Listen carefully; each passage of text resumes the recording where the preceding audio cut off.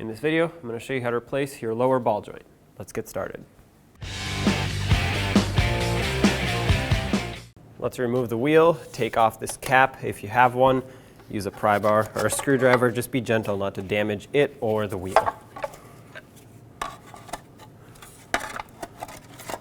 Set it aside and then use your 22mm socket and remove all 8 of your lug nuts.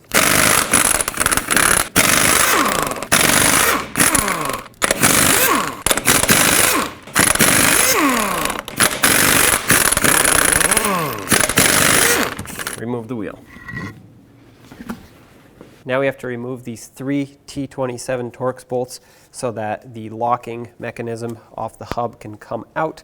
And to do that, I like to sometimes take a pick. These are pretty clean inside, so it's fine, but a lot of times they'll get buildup of debris in there. So I take a pick and clean out so that my socket can seat itself properly all the way. Otherwise, you run the risk of stripping the head of the bolt, and that is never fun. But basically, remove all 3 of them, and then we can pull this locking mechanism out of the way.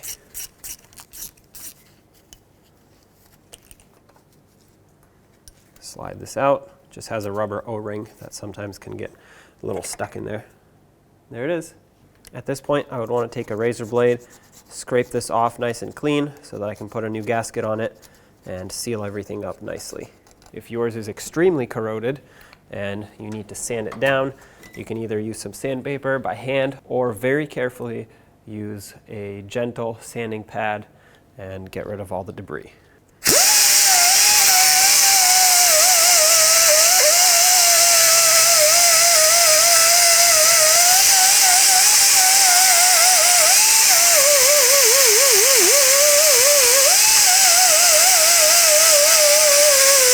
In the end, this is what it should look like, nice and clean. You can use a 21mm socket. Basically what I'm doing is I'm taking off the whole bracket with the caliper as an assembly. It'll be a lot easier to manage that way. Okay, this one's off. Leave it in a few threads so that it holds the whole bracket and caliper while I take this one off. Now be careful because these are heavy. Take off the top bolt. Finish removing the bottom. Take this off, set it up right on top. And now with the caliper off, let's go ahead and remove the rotor. If yours is stuck on there, mine's pretty new, but if yours is stuck, just hammer in between the lug studs. Make sure you don't hit the lug studs, and that should break it free. Next, I want to remove the tie rod. To do that, we have to get this cotter pin out of here. It might not come out, but if it does, that would be great. If it doesn't, like this one's pretty rotted. I'm just going to cut it flush, and then we'll have to get this castle nut cover off of here because the nut is actually underneath. So I've been spraying this with rust penetrant, hoping to break it free, but I don't think that's happening. Yeah, this just disintegrated. So I'm going to cut it flush, and we will remove it as is. We'll figure the rest out later. Now, unfortunately, I won't be able to reuse this locking cap for the nut just because I'm going to have to kind of break it and bend it out of the way. But as long as the cotter pin is in there, it should be good. Okay, just clean off the threads a little bit. Give this the best chance it has at coming off. 21mm socket.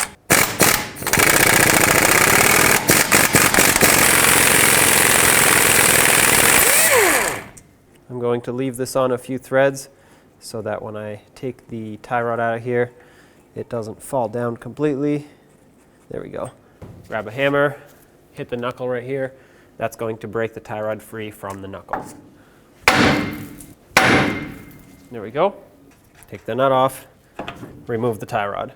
Now if you look right inside of the hub, you'll see that snap ring in there. We're going to have to take that out, so get your snap ring pliers.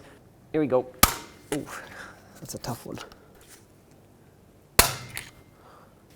Okay. It's a very tough snap ring, so you're going to have to put some force into it. Just be careful, because if it snaps, it can go flying. Our next problem is going to be the ABS sensor.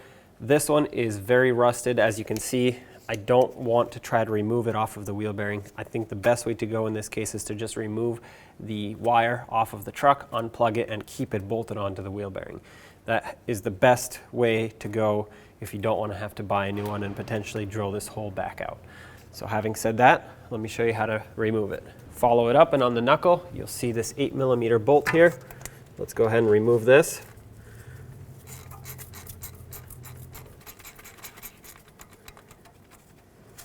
Okay.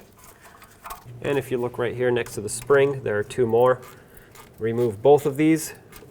Now, thankfully, these did not break for me. Well, I guess I shouldn't speak now, there's one left, but usually they break. As you can see, this sleeve here gets packed with rust and it snaps right off. If that happens to you, you're gonna have to find a different way to mount these, but it doesn't seem like that's gonna be the issue for us today. All right, wire's free. Pop it off the frame right here, or the front axle. With this open, you can remove the wire, and if you follow it up right over here, we can just unplug it from the main harness. There's quite a bit of sand buildup in there. There we go. Perfect. Now with the 21mm socket, let's remove all 4 mounting nuts that hold the wheel hub bearing onto this knuckle.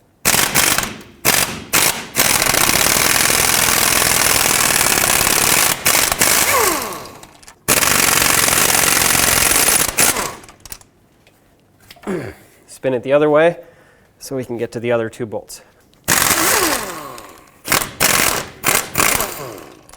I'm going to go ahead and actually put them all back on just flush with the stud. But what I'm going to do now is use this adapter on my air hammer, and with my 21mm socket I'm going to actually push on the nut, and that's going to hopefully drive the bearing off of the knuckle. Now if you don't have that, the only other way to do it is, well, to use a hammer, and that usually starts damaging things. So if you are trying to reuse your bearing after you're done, this is the only way to do it. Otherwise you would have to replace, depending on where you're hammering, either the whole bearing or the studs that mount it. And there we go. Here is your wheel bearing. It comes off with the backing plate. Make sure your ABS cable comes with it. Remove it from the knuckle and set it aside. At this point, we have to remove the axle. The way I'm going to do that is by taking a pry bar. And my dust seal is already broken, as you can see here, so I don't have to worry about it. If yours is not broken, it'll look something like this, and you can just pry over here. But for me, it doesn't really matter, so I'm just going to pry right on it.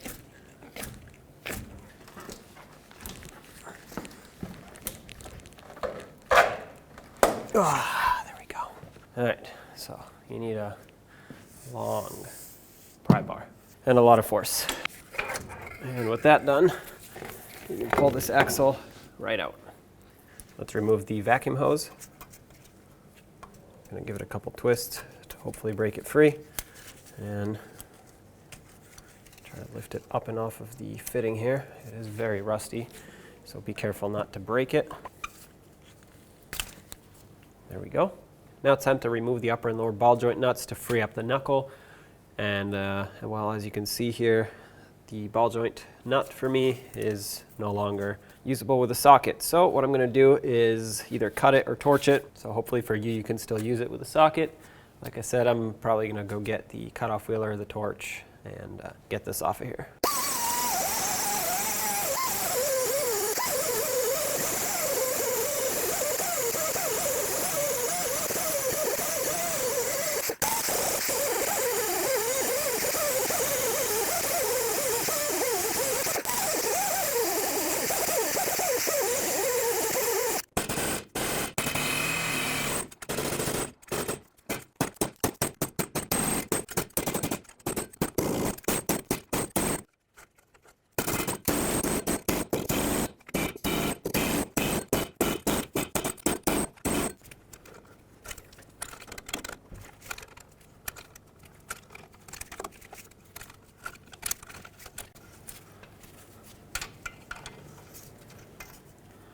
Well, there it is.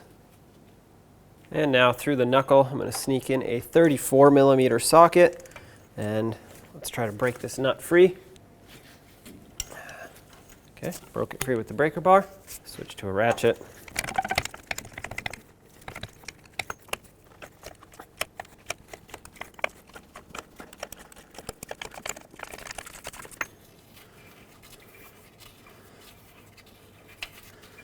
All right. I'm going to to spray this with some rust penetrant, and then what I'm going to do is put the nut back on a few threads, and then we'll give it a couple taps with the hammer, and hopefully this breaks free. And the reason I'm putting the nut back on is so that when the knuckle does break free, it doesn't just fall to the ground. It gets caught by the nut. Once I'm ready to remove it, I will remove it. Turn it this way, hit it on the other side. Remove the nut, drop the knuckle down. Now to do this lower ball joint, we have to remove this snap ring here, and this one is in very poor condition. I've been spraying it down with rust penetrant, but I don't think that's going to help a whole lot here. So what I'm going to do is take a chisel and a hammer, try to break this free by pushing it out that way, and then I'm going to go on this ear, push it out this way, and hopefully I can get this to come off of here. If not, we'll have to use a different method, but the snap ring needs to come out so we can unlock the ball joint.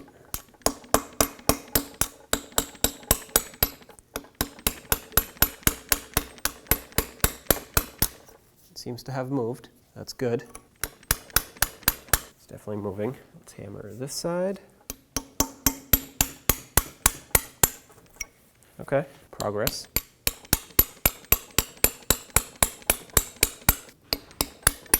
All right, I think it broke free. Let's see if we can take it out of here. Okay, perfect. Throw that away. Always use a new one. At this point, you have two different options. You can use a ball joint press, which is what I'm going to use, or you can prop the knuckle up on something sturdy, take a hammer, and just beat it right out of here. I've personally done both methods, and they both work just as well. It just might be a little more cumbersome to use the hammer because you have to hold the knuckle at the same time. I set up my ball joint press to work with this situation here. I have a cup, the receiving cup, that's going to get the ball joint pressed into it, while the threaded rod presses the ball joint up and through the knuckle as I tighten it. So let's see what we can do here.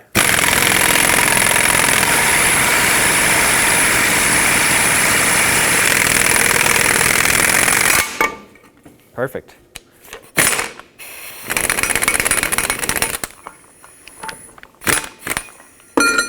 Well, that wasn't as bad as I expected. From all the rust that I saw, I thought this was going to be a lot more stuck, but as you can see, the majority of it wasn't even rusty at all. It was clean, so was the knuckle. So this pressed out nice and easy. Let's get the new one in.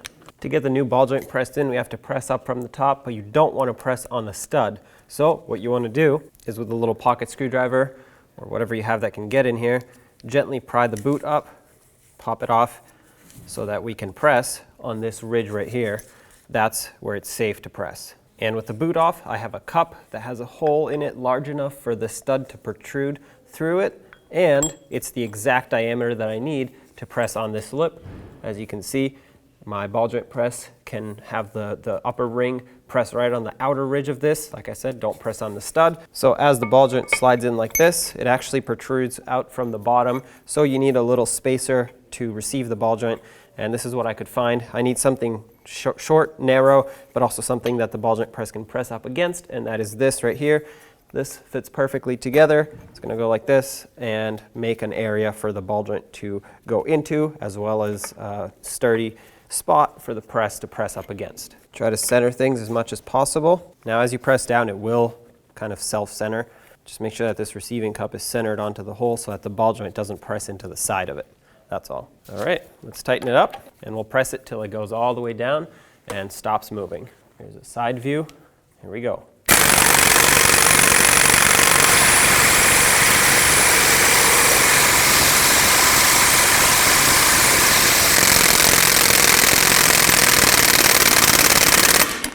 You heard the difference in noise. That's how I know it's bottomed out completely. So let's back the press off.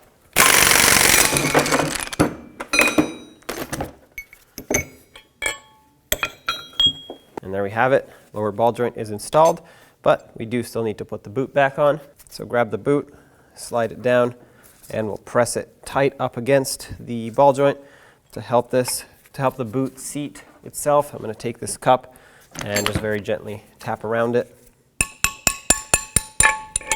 This cup is the exact size of the boot.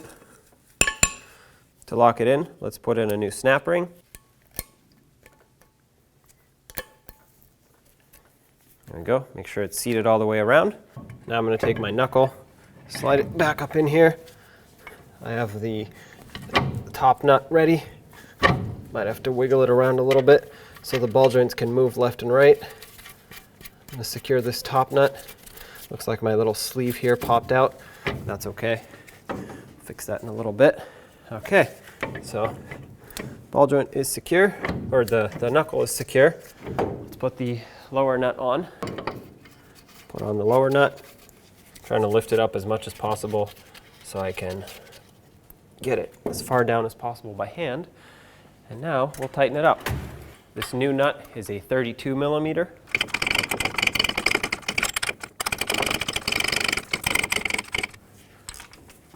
Okay, that's nice and tight. Let's get the torque wrench. 184 foot-pounds is the torque for this lower ball joint. At this point, if you look up at the top ball joint, you can see that that camber adjusting sleeve popped out. That's what this is. And what I'm going to do is I'm just going to drive it back down. Bring the nut down so that you avoid hitting the threads.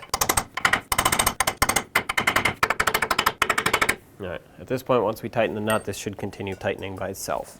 This is also a 32 millimeter. Now the torque for this one is only 69 foot-pounds. And now if the cotter pin hole does not line up, just go ahead and keep tightening until it does. Mine is actually perfect. Stick your cotter pin through. Let's bend it up and over to lock it in.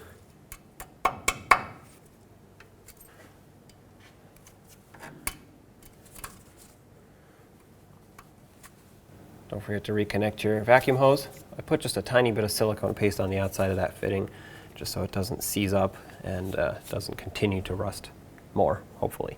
But anyway, don't forget to put that on. Now it's time to reinstall the axle shaft. Slide it in to the front differential. Once it gets to the middle there, try to guide it so that it doesn't mess up the seal. Now we just have to push it in all the way. So I'm going to take a rubber mallet, hit the end of the axle here, and drive it in all the way. All right, it's in. It's even everywhere. If it doesn't want to go in, that's because the splines aren't lined up, so you just have to turn it until it lines up, and then you should be all set. At this point, I just want to give this area a super quick cleaning so that the hub has a nice flat surface to mount on. And in your case, if it's less rusty, you could just use a wire brush. I'm going to choose to sand this down because it has some rot here and over here around the edge, and I want to get rid of all of that. If you want to use a razor blade, you can use that. It just might not get rid of everything. Or if you have a sanding block, that would actually be the best thing because it's flat. It leaves a flat surface after you're done. I'm going to use a worn out, soft sanding pad to do this. You don't want to dig into this material here and remove it and make an uneven surface.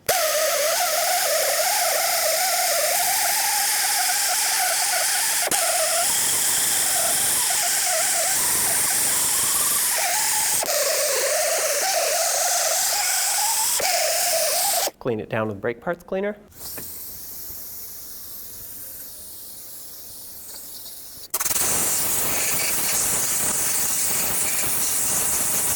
And now let's coat the whole area with some anti-seize.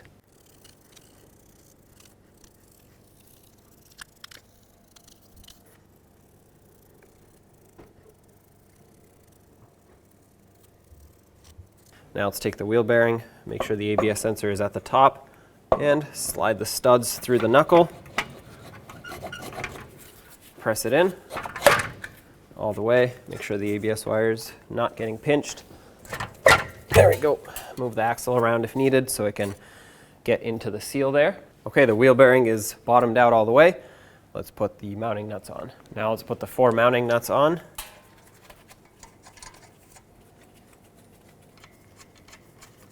And let's tighten them up. I'm going to go in a cross pattern, that way the wheel bearing can seat itself properly.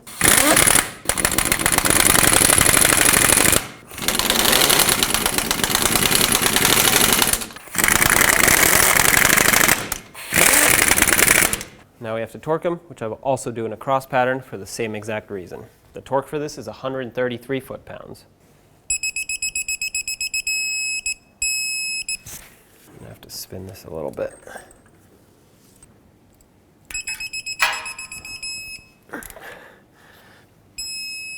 This lower one while I'm at it. Okay, last one. And now just double check them all. All right, tight. Now we have to put on the snap ring. You should have a new one, but if for some reason you don't, if yours is in good condition, you can reuse it.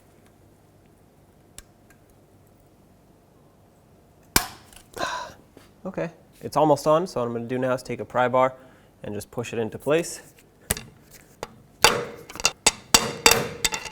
There we go. That just fell into place all the way around. Now let's plug in our ABS sensor. Make sure it clicks, and then just go down the line and re-secure it everywhere where it needs to be secured. Re-secure these over here. Put some anti-seize on the bolts. That way they hopefully don't rust even more than they already did.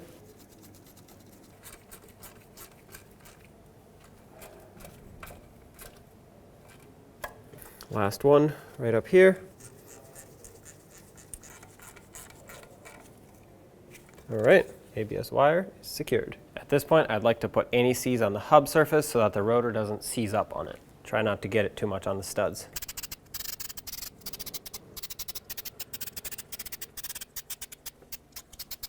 Now make sure the mounting surface of your rotor is clean. I have a new rotor, so I don't have to worry about that. Now we have to get the old gasket off of this four-wheel drive locking mechanism for the hub. The easiest way to do this is to take a razor blade, go all the way around, just peel it off. Make sure you get all of the remaining gasket off. Right here where it's got the dowel pin, I'm going to have to cut it, I think, unless it wants to peel off. Okay, there you have it. Pull it up, and the surface looks in very good condition. I'm going to scrape off the rest of this goo that was left behind by the gasket. You can use a wire brush if needed. I'm going to add a little bit of grease to the inner part here and a little bit to the outside, just so I can have some fresh grease coating all these gears here. You don't need a lot.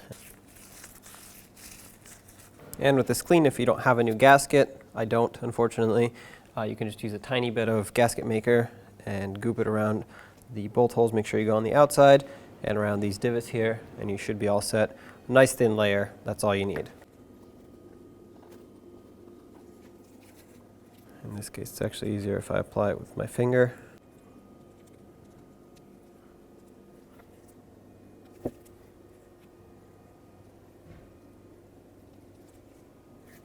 Now let's slide this in. Make sure the splines line up. Press it on all the way, and then you just have to locate the dowel pin with one of the holes. Once you do, you can press it on all the way. The O-ring seals up. Let's bolt it. Start on the 3 bolts. Let's bottom them out, and then you just make them snug. These don't really take a lot of torque to tighten down, so once you bottom them out, just give them a little extra, and it should be all set.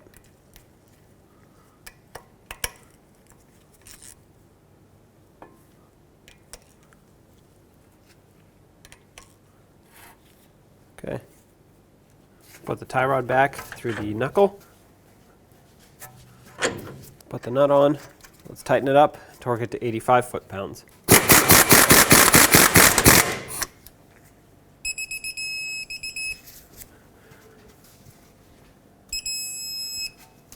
All right. Put the cotter pin through. There you go. Put your cotter pin through and bend it over to lock it in. Let's bring the caliper over and remount it. I have my bolts ready. That way I can bolt it up as soon as it lines up because it's pretty heavy. Now tighten these up and torque them to 166 foot-pounds.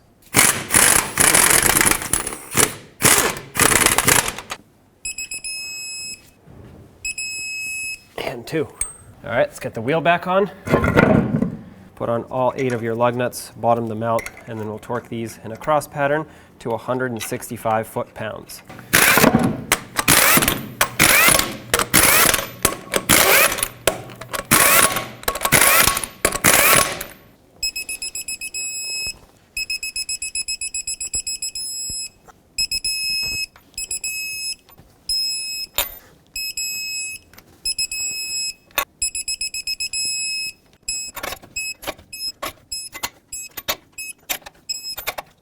And don't forget about this cap.